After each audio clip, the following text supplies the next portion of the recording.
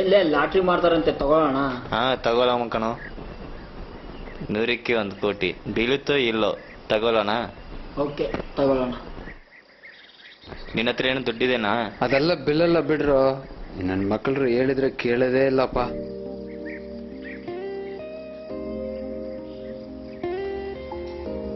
ಅಲ್ಲೇನೋ ಗುಂಪು ಜನ ಇದಾರ, ನೋಡೋಣ.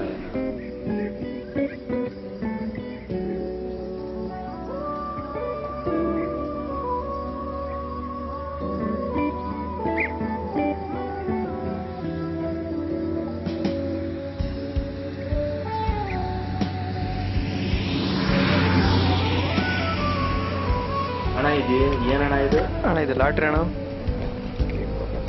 ಅಣ್ಣ ಲಾಟ್ರಿ ಅಣ್ಣ ಇದು. ಹೌದಾ? ಹೌದು ಅಣ್ಣ. ಅಣ್ಣ ಇದು ಲಾಟ್ರಿ ಅಣ್ಣ. ಇದು 100 ರೂಪಾಯಿಗೆ 1 ಕೋಟಿ, 200 ರೂಪಾಯಿಗೆ 2 ಕೋಟಿ, 300 ರೂಪಾಯಿಗೆ 3 ಕೋಟಿ, 400 ರೂಪಾಯಿಗೆ 4 ಕೋಟಿ ಅಣ್ಣ. ಖಂಡಿತವಾಗ್ಲೂ ಬರುತ್ತೆ ಅಣ್ಣ ಇದು. ಅಣ್ಣ ಬಂದ್ರೆ ಬರ್ಬೋದು, ಇಲ್ಲ ಅಂದ್ರೆ ತಗೊಂಡು ನೋಡ್ರಿ ಅಣ್ಣ. ಸರಿ ಅಣ್ಣ, ಹತ್ರ 100 ರೂಪಾಯಿ ಇದೆ, ಬರುತ್ತಣ್ಣ 100 ರೂಪಾಯಿಗೆ. ಓಕೆ ಸರಿ ತಗೊಳ್ರಿ ಅಣ್ಣ. ಅಣ್ಣ ಲಾಟ್ರಿ ಯಾವಾಗ ಬರುತ್ತಣ್ಣ ಇದು? ಇದು ಒಂದಿನ ಆದ್ಮೇಲೆ ಪೇಪರ್ ಬರುತ್ತಣ್ಣ. ಇದು ನೀವು ಹೋಗಿ ಪೇಪರಲ್ಲಿ ನೋಡ್ಕೋಬೇಕಣ್ಣ ಇದನ್ನ. ಖಂಡಿತವಾಗ್ಲೂ ಬರುತ್ತಣ್ಣ. ಓಕೆ ಬರುತ್ತಣ್ಣ.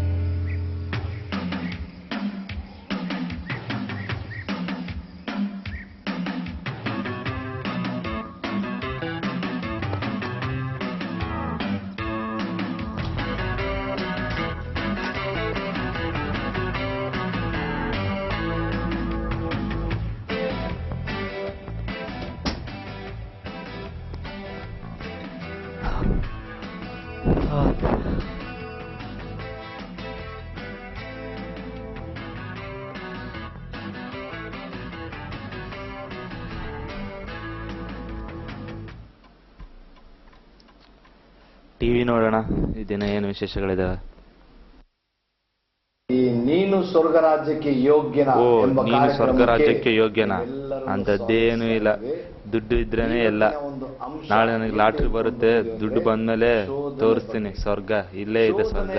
ದುಡ್ಡಿದ್ರೆ ಎಲ್ಲರೂ ಬರ್ತಾರೆ, ದುಡ್ಡಿಲ್ಲ ಅಂದ್ರೆ ಯಾರು ಬರೋದಿಲ್ಲ. ದುಡ್ಡಿದ್ರೇನೆ ಸ್ವರ್ಗ, ದುಡ್ಡಿಲ್ಲ ಅಂದ್ರೆ ಏನೂ ಇಲ್ಲ. ಈ ಲೋಕದಲ್ಲಿ ದುಡ್ಡಿದ್ರೆ ದೊಡ್ಡಪ್ಪ. ದುಡ್ಡಿದ್ರೆ ಎಲ್ಲಾನು ನೋಡ್ಬೋದು, ಎಲ್ಲಾನು ಪಡ್ಕೋಬಹುದು. ದೇವರ ಕೋಪ ಬರ್ಲಿಕ್ಕೆ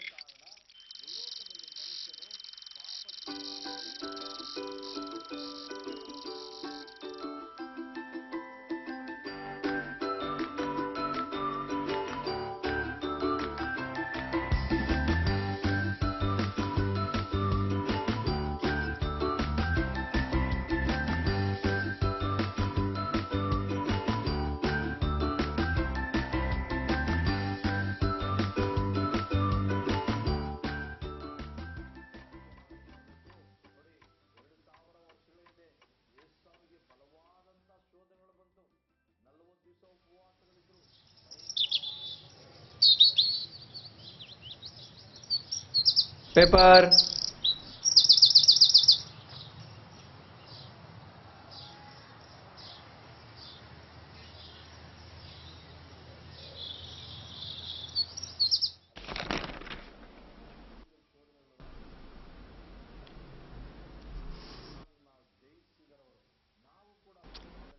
ಓ, ಒಂದು ದಿನ ಆಯ್ತು ಲಾಟ್ರಿ ಬಂದತಾ ಇಲ್ಲ. ನೋಡೋಣ.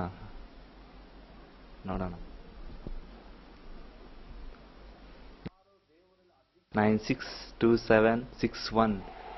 Oh my God!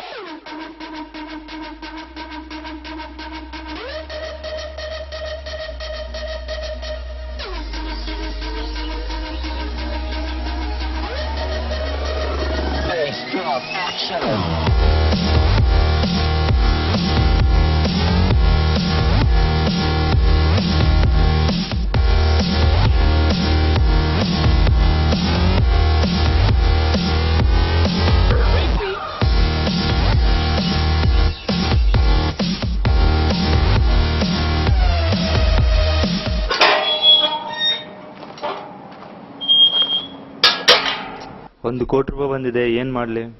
ಏನ್ ಮಾಡೋಣ? ಈ ₹1 ಕೋಟಿ ತಗೊಂಡು ಬೇಗ ಬೇಗ ಹೋಗೋಣ ಫಸ್ಟ್.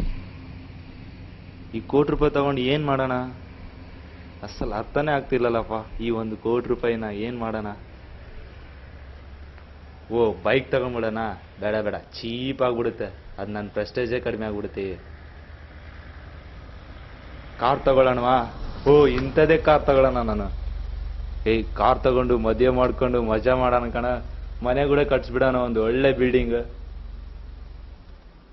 ಆ ಟಿವಿಯಲ್ಲಿ ಸ್ವರ್ಗಕ್ಕೆ ಯೋಗ್ಯನಾ ಅಂತ ಹೇಳಿದ್ರಲ್ಲ, ನಾನೇ ತೋರಿಸ್ತೀನಿ. ಈಗ ದುಡ್ಡು ಬಂದಿದೆ, ಸ್ವರ್ಗಕ್ಕೆ ರಾಜ್ಯಕ್ಕೆ ಯೋಗ್ಯನಾ ಅಂತ.